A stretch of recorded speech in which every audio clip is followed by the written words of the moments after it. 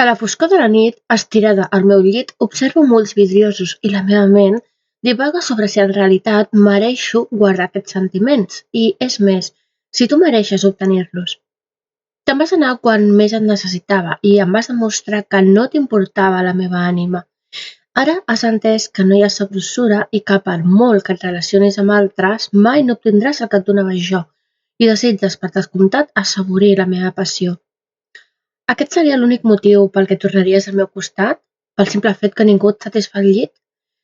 Aquesta passió degenerada només es dona quan realment estimes, perquè el cos, l'ànima i el foc només pertanyen al nostre fosc desig. Però jo no vull ser només feta servir, tot i que d'això al final es tracta.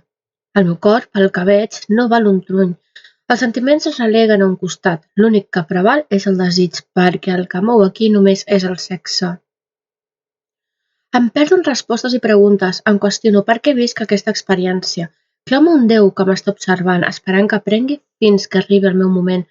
Potser estic perdent el temps sumida en aquests amargs pensaments?